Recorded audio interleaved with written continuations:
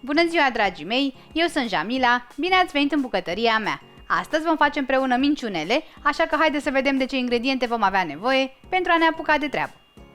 Pentru această rețetă vom avea nevoie de 200 de grame de smântână grasă, 600 de grame de făină Pambac 000, 3 ouă, o lingură de esență de rom, una de esență de vanilie, 70 de grame de zahăr, 50 de ml de lapte și puțină sare. Pentru început, vom pune smântâna într-un bol mai mare. Este smântână grasă cu 25% grăsime. Voi adăuga laptele și cele 3 ouă. Toate ingredientele sunt la temperatura camerei și voi amesteca foarte bine totul.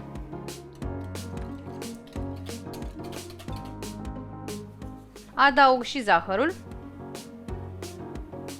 esența de vanilie și de rom.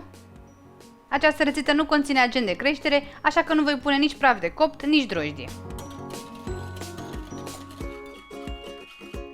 În această compoziție voi adăuga 600 de grame de făină Pambac 000. Am pus deja un cântar sub bol pe care l-am setat la 0.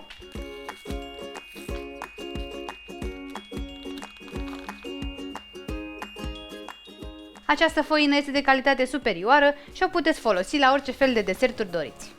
Voi amesteca și făina, folosind o lingură, până când aluatul se va forma.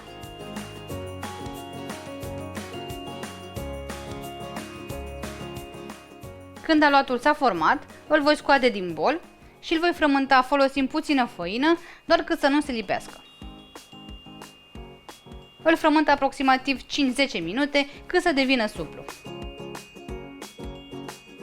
Aluatul este gata și cam așa va trebui să arate, moale și foarte puțin lipicios. Îl voi pune acum înapoi în bol și îl voi lăsa să se odihnească pentru aproximativ o jumătate de oră. Aluatul s-a odihnit pentru o jumătate de oră, așa că îl pot scoate din bol. Presar puțină făină pe blatul de lucru și peste aluat și îl voi întinde într-o foaie subțire. Îl mișc și la nevoie mai adaug făină pentru a nu se lipi. După ce am întins foarte bine aluatul, îl voi tăia în fâșii, folosind o rolă de bucătărie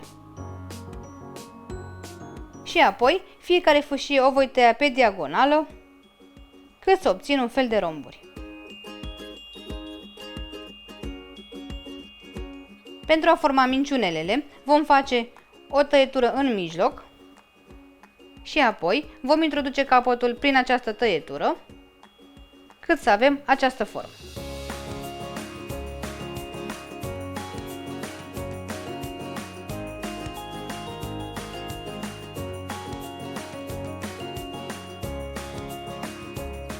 Voi continua în același fel până când voi face toate minciunelele. După ce am făcut toate minciunelele, le vom prăji în ulei încins pentru 3-4 minute sau cât să fie bine rumenite pe ambele părți. Când minciunelele sunt gata, le scoatem din uleiul încins și le punem pe prosoape de hârtie pentru a absorbi uleiul în exces.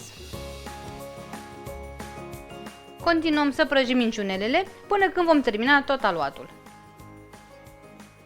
Cât sunt calde, pudrăm minciunelele cu zahăr